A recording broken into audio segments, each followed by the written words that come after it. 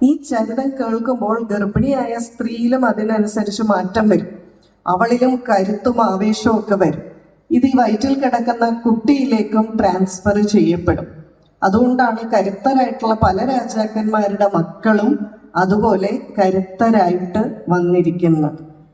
ഇത് ആർക്കു മാത്രമേ ചെയ്യാൻ പറ്റൂ? 10 മാസം വയറ്റിൽ കിടക്കുമ്പോൾ കുട്ടിയുടെ സംസ്കാരം രൂപപ്പെടുത്തുക എന്നുള്ളത് പുരുഷന് സാധിക്കില്ല. അതുകൊണ്ടാണ് സ്ത്രീയുടെ ഭക്തി കൊണ്ട്, സ്ത്രീയുടെ സംസ്കാരം കൊണ്ട്, സ്ത്രീ നല്ല നടപ്പ് കൊണ്ട് ഒരു സമൂഹം അല്ലെങ്കിൽ തൻ്റെ കുട്ടികളെ അടുത്ത ഭാരതത്തെ നയിക്കാനുള്ള യുവജനതയായിട്ട് വാർത്തെടുക്കാൻ സാധിക്കുമെന്ന് പറയും. പലപ്പോഴും അതുകൊണ്ടാണ് സ്ത്രീകളുടെ കാര്യങ്ങളിൽ പല നിയന്ത്രണങ്ങളും വെച്ചിരിക്കുന്നത്. പലർക്കും വിഷമാണ്, ഞങ്ങൾ പെൺകുട്ടികൾക്ക് മാത്രം അവിടെ പോകാൻ പാടില്ല, ഇവിടെ പോകാൻ പാടില്ല, എല്ലാത്തിനും നിയന്ത്രണമാണ് എന്ന്. അതെന്തുകൊണ്ടാന്ന് വെച്ചാൽ സ്ത്രീയുടെ സംസ്കാരം മോശമായാൽ ആ രാജ്യത്തിൻ്റെ സംസ്കാരം ഇല്ലാതെ വരുന്ന തലമുറ. നിങ്ങൾ സൗത്ത് ആഫ്രിക്കൻ ക്രിക്കറ്റ് കണ്ടിട്ടുണ്ടോ? ഒരു ആഫ്രിക്കൻ കൺട്രിയാണ്, പക്ഷെ എങ്ങനെയാണ് സൗത്ത് ആഫ്രിക്കൻ ക്രിക്കറ്റ് ടീമിൽ ഇത്രമാത്രം വെള്ളക്കാർ വന്നിരിക്കുന്നത്? വേണമെങ്കിൽ കുറേയൊക്കെ ഇങ്ങോട്ട് വന്നതാണെന്നൊക്കെ പറയാം, പൗരത്വമൊക്കെ എടുത്തു വന്നതാണെന്ന്. കാര്യം എന്താണെന്ന് വെച്ചാൽ ഈ ബ്രിട്ടീഷുകാരായിട്ടുള്ളവരുമൊക്കെ എല്ലാ രാജ്യങ്ങളും ആക്രമിക്കുകയും കോളനി സ്ഥാപിക്കുകയും ചെയ്തിട്ടുണ്ട്. അങ്ങനെയാണെങ്കിൽ നമ്മളുടെ ഇവിടെയും ഇതുപോലെയുള്ള സായിപ്പന്മാരൊക്കെ ഉണ്ടാകേണ്ടതല്ലേ? അതാണ് ഭാരത സ്ത്രീകൾ തൻ ഭാവശുദ്ധി. തൻ്റെ ചാരിത്രം നഷ്ടപ്പെടാതിരിക്കാനായി കിണറ്റിൽ ചാടുകയും അല്ലെങ്കിൽ ഭർത്താവ് മരിച്ചതിൻ്റെ അടുത്ത ദിവസം തന്നെ വാളെടുത്ത് യുദ്ധം ചെയ്യാനായിട്ട് ഇറങ്ങിയതും. ഇവൾ അടുക്കളയിൽ ഇരിക്കുമ്പോൾ തന്നെ കരുത്തുള്ളവളായതുകൊണ്ടല്ലേ ഭർത്താവ് മരിച്ചതിൻ്റെ അടുത്ത ദിവസം വാളെടുത്ത് ഇറങ്ങാൻ പറ്റിയത്? അല്ലെങ്കിൽ എങ്ങനെയാ പെട്ടെന്ന് ധൈര്യം വരിക? പലരും ഇന്ന് പറയുന്നത് കേട്ടിട്ടുണ്ട്, മോളെ ഞാനും ഇങ്ങനെയായി, 10ാം ക്ലാസ് വരെ പഠിച്ചോളൂ, +2 വരെ ഞാൻ ഈ അടുക്കളയിൽ കിടക്കുകയാണ്, നീയോ ഇങ്ങനെ ആകരുത്. ഒരു നിരാശയിൽ നിന്നുള്ള ഒരു ഭാവമാണ് പലപ്പോഴും.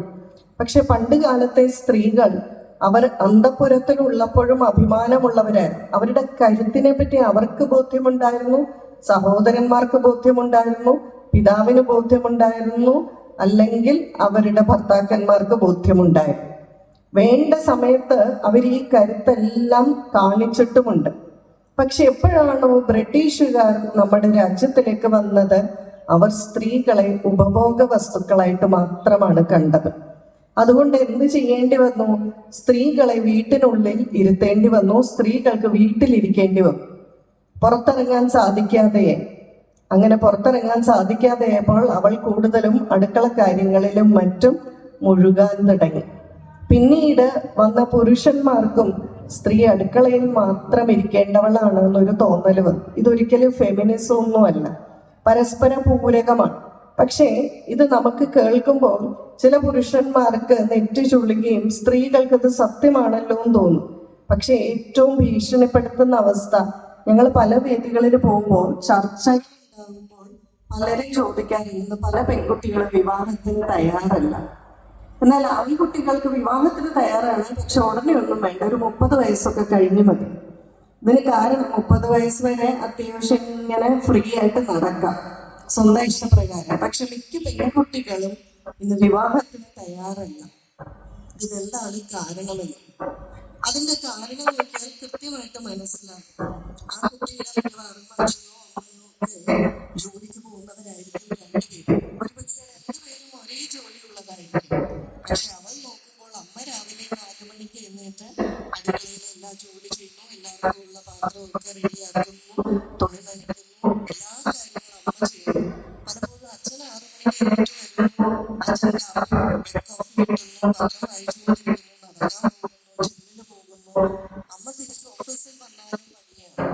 അപ്പൊ ഈ കുട്ടി സ്വാഭാവികമായിട്ട് വിചാരിക്കുന്ന എന്താണ്, അമ്മ ഇത്രയും സമ്പാദിച്ചിട്ടും അമ്മയുടെ ഈ ഒരു പാഷൻ, അല്ലെങ്കിൽ അമ്മയ്ക്ക് തിരുവാതിര പഠിക്കണമെന്നോ ഭരതനാട്യം പഠിക്കണമെന്നോ ഒരു പാട്ട് പഠിക്കണമെന്നോ ആഗ്രഹമുണ്ട്. അമ്മയുടെ ജീവിതം മുഴുവൻ ഇങ്ങനെ പോയിക്കൊണ്ടിരിക്കുകയാണ് സ്വാതന്ത്ര്യമില്ലാതെ. താൻ എന്തിനാണ് ഏതെങ്കിലും ഒരു ആളുടെ അടിവസ്ത്രം കഴിഞ്ഞ് ഇങ്ങനെ തന്റെ ജീവിതം പാഴാക്കുന്നത്? തനിക്ക് നല്ല അന്ന് ഭർത്താവായിട്ടില്ലല്ലോ, തനിക്ക് നല്ല ജോലിയുണ്ട്, പൈസയുണ്ട്, ഇഷ്ടമുള്ള സഞ്ചരിക്കാൻ സാധിക്കും, എന്തിനാണ് ആരുടെയെങ്കിലും അടിമകളായിരിക്കുന്നത് പെൺകുട്ടി ചിന്തിക്കുക. ഇതേ ജീവിതത്തിൽ ഒരു ആൺകുട്ടി വളരുന്നുണ്ട്, അവൻ നോക്കുമ്പോൾ എല്ലാം നല്ല സുഖം. എല്ലാം കഴിച്ച് കൃത്യമായിട്ട് വരും. ബെഡ് കോഫി കിട്ടും. കല്യാണം എന്ന് പറഞ്ഞാൽ നല്ലൊരു സംഭവമാണ്. കാരണം ഒരു അസിസ്റ്റന്റിനെ നന്നായിട്ട് ഫുൾ ടൈം അസിസ്റ്റന്റിനെ കിട്ടും. ഇത് പലപ്പോഴും ഇന്ന് ഗ്രഹങ്ങളിൽ കാണുന്നതാണ്.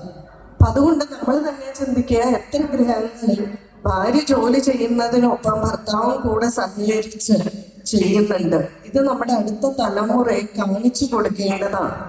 ആ അമ്മയുടെ കരുത്തില്ലായ്മ നമ്മുടെ കുട്ടികളിലേക്ക് ഒരു തരത്തിലും ബാധിക്കും. ഫെമിനിസം എന്താന്ന് എനിക്കറിയില്ല, കാരണം ഞാൻ ഒരിക്കലും ഫെമിനിസത്തെ പ്രോത്സാഹിപ്പിക്കുന്ന ആളുമല്ല. ഇത് പരസ്പര പൂരകങ്ങളാണ്. അതുകൊണ്ട് തന്നെ ഭാരതത്തിലെ സംസ്കാരം സ്ത്രീകൾക്ക് എന്നും ബഹുമാനം കൊടുക്കുന്നതായിരുന്നു, പക്ഷേ സ്ത്രീകൾക്ക് സുരക്ഷിതം കൂടി കൊടുക്കുന്നതായിരുന്നു. ഇപ്പൊ ഇവിടെ ഞങ്ങൾ വന്നപ്പോൾ പ്രത്യേകിച്ച് ഇവിടെ സെക്യൂരിറ്റി ഒന്നുമില്ല. ഇവിടെ നരേന്ദ്രമോദിയാണ് വന്നിരുന്നതെങ്കിലോ, ശ്രീമാൻ നരേന്ദ്രമോദി വന്നാൽ എന്തായിരുന്നേനെ സെക്യൂരിറ്റി. വില കൂടുന്തോറും സുരക്ഷിതത്വം കൂടുതൽ വരും. അതുകൊണ്ട് സമൂഹത്തിൽ സ്ത്രീകൾക്ക് വില കൂടുതലായതുകൊണ്ടാണ് ചില നിയന്ത്രണങ്ങളും വെച്ചിരിക്കുന്നത്. അവൾ വഴിതെറ്റിപ്പോയാൽ ആ ഭാരതത്തെ നയിക്കേണ്ട കുട്ടികൾ വഴിതെറ്റിപ്പോകും. വില കൂടുതലായതുകൊണ്ടാണ് പലതും അവളോട് ശ്രദ്ധിക്കാനായിട്ട് പറഞ്ഞിരിക്കുന്നത്. 10 മാസം വയറ്റിൽ കുഞ്ഞിനെ വഹിക്കേണ്ടതും അവൾ തന്നെയാണ്. പക്ഷേ ഈ ഭക്തി ഉള്ളത് കൊണ്ട്, സച്ചിന്തയുള്ളത് കൊണ്ട് അവൾക്ക് കുട്ടിയെ നന്നായി വളർത്താൻ പറ്റും. പക്ഷേ അത് മാത്രം പോരാ, കരുത്തും വേണം. ഇത് നമ്മുടെ ദേവീ ദേവന്മാര് കാണിച്ചു തരുന്നുണ്ട്. ദേവിയുടെ ശരീരത്തിലേക്കൊന്ന് നോക്കുക. ആ കൈകളിൽ വെട്ടി തിളങ്ങുന്ന ആയുധങ്ങളാണ് നമുക്ക് കാണാൻ സാധിക്കുക, അല്ലേ? എല്ലാം നല്ല മൂർച്ചയുള്ള സാധനങ്ങളാണ്. ഈ വെട്ടിത്തിളങ്ങുന്ന ആയുധങ്ങൾ പിടിക്കുന്ന ദേവിയുടെ അടുക്കലേക്ക് ആരെങ്കിലും വേണ്ടാതിനെ കാണിച്ചുകൊണ്ട് ചെല്ലുമോ? ബുദ്ധിയുള്ളവൻ ചെല്ലില്ല, ഒന്ന് സൂക്ഷിച്ച് കണ്ടേ നിൽക്കും. ഇത് നമുക്കുള്ള സൂചനയാണ്.